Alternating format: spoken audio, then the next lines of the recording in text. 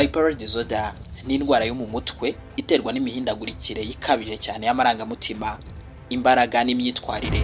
Umuntu ufite iyi ndwara ashobora kugira ibihe bikomeye cyane byo hejuru by'ibyishimo, imbaraga nyinshi, kwiyumva ari hejuru cyane aribyo bizwi nka mania, hanyuma agasubira mu bihe byo hasi cyane, umubabaro, kwiheba, kubura ubushake aribyo bizwi nka depression.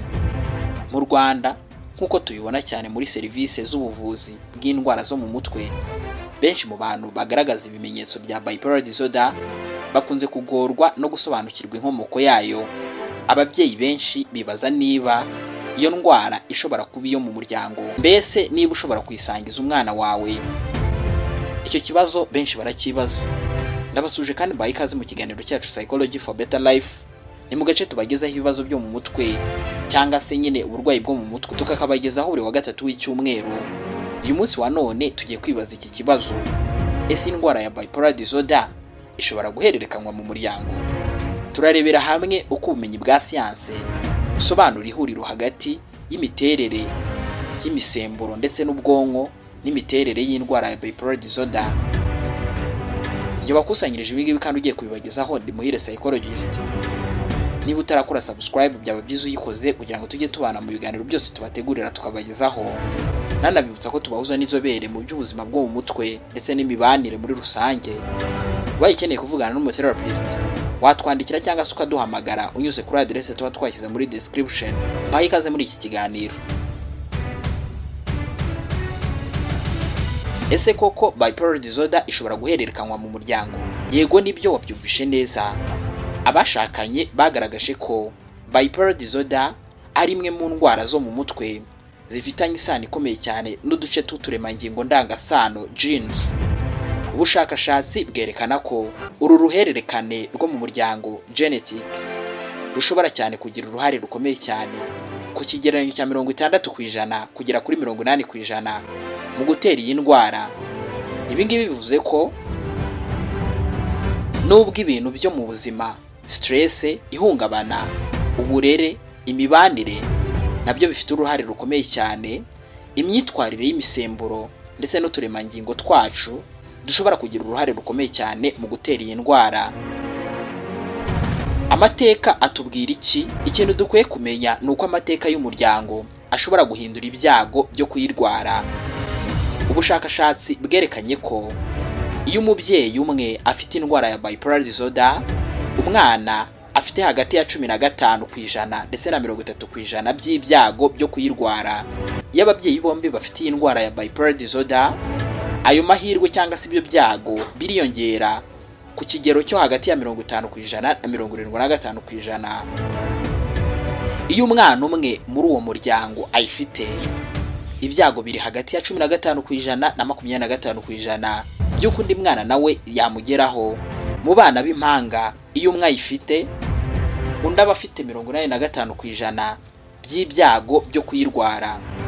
Ibi ngibi bigaragaza ko imiryango ifite amateka y'indwara ya bipolar disorder ikwiye kwitabwaho by'umwihariko mu gusuzumwa ndetse no gukurikirana abana bakiri bato kugira ngo bimenyekane neza hakiri kare, mu gihe hari ibimenyetso bigaragaza imihindagurikire ikabije y'imitekerereze. None imiterere ndangasano yabihurira hehe n'uruhare rw'ibidukikije, environment umuntu akuriramo? Abahanga bavuga ko byombi bigira uruhare.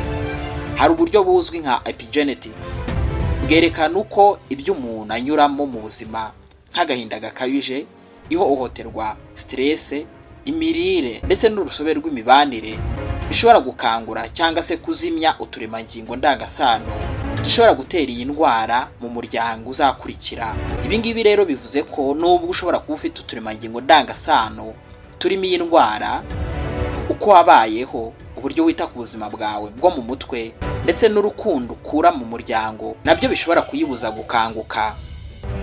Dore ibindi bintu byongera ibyago byo kwandura indwara ya bipolar disorder: ihungabana rikomeye cyane cyangwa se ibihe by'akababaro, urupfu rutunguranye, gutandukana n'ukunda cyangwa se igihombo kidasanzwe bishobora gutuma umuntu atangira kugaragaza ibimenyetso by'indwara ya bipolar disorder.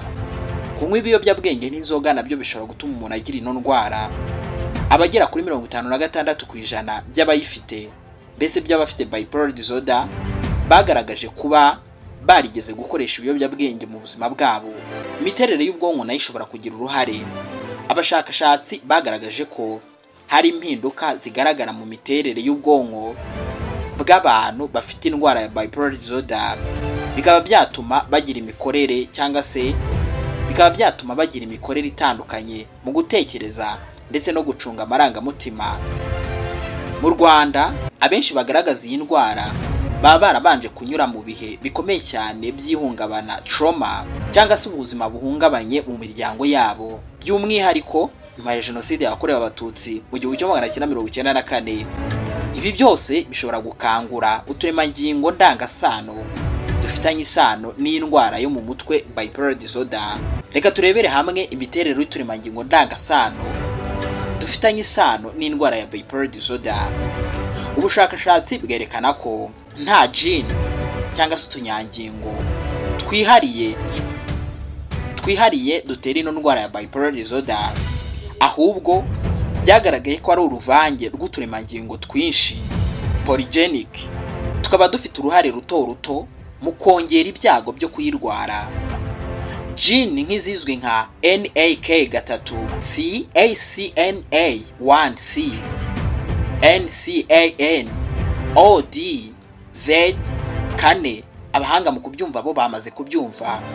Izi gene zagaragajwe ko zifitanye isano rikomeye cyane rya hafi n'iyi ndwara ya bipolar disorder, ariko nyine ntiziba zihagije ngo ziba ari zo nyirizina zitera. Reka turebere hamwe uko uruhare cyangwa se uruhererekane rwo mu muryango rwerekana itandukaniro mu gukora kw'imiti ivura ino ndwara ya bipolar disorder. Hari uburyo uruhererekane mu muryango rushobora kugira ingaruka cyangwa se uruhare mu buryo umuntu yitwara ku miti ikoreshwa mu kuvura indwara ya bipolar disorder. Urugero, abantu bafite impinduka kuri gene yitwa CYP2D6, abahanga mu kubyumva bamaze kubyumva, bashobora kutihuta cyane mu gukira ndetse no kwihanganira imiti nka risperidone cyangwa se aripiprazole. Kandi uko umuntu yitwara ku miti nka lithium nabyo bishobora kuba bisanzwe cyane mu muryango we. Reka turebere hamwe uburyo bipolar disorder ihuzwa n'izindi ndwara zo mu mutwe. Ubushakashatsi bwerekana ko indwara ya bipolar disorder ifitanye isano n'indwara ya schizophrenia, uburwayi bwo mu mutwe bweruye. Ni indwara yo kubona ibintu bitariho cyangwa se kumva amajwi atabaho. Indwara ya depression, umubabaro ukabije udashira. Schizoaffective disorder ikaba ihuriro hagati ya schizophrenia na depression. Ibi byose bigaragaza ko indwara zo mu mutwe zitandukanye zishobora gusangira imiterere imwe n'imwe y'uturemangingo ndangasano, bigatuma umuntu agira ibyago byinshi byo kugira imwe muri izo ndwara. Twakwibaza tutese ni ngombwa kugira impungenge zo kubyara umwana ufite iyi ndwara? Iki ni ikibazo cy'umwihariko cyihariwe n'abantu benshi bibaza, ariko nta gisubizo kimwe gihari, kuko kuba ufite bipolar disorder ntibivuze ko umwana wawe azayirwara, ahubwo kumenya amateka y'umuryango wawe bituma ushobora gukurikirana neza hakiri kare ibimenyetso mu mwana wawe kugira ngo ubufasha yahabwa butangirwe hakiri kare. Ikindi kandi, kuba umubyeyi afite bipolar disorder ntibivuze ko adashobora kugira ubuzima bwiza cyangwa se kubyara abana bazagira ejo heza.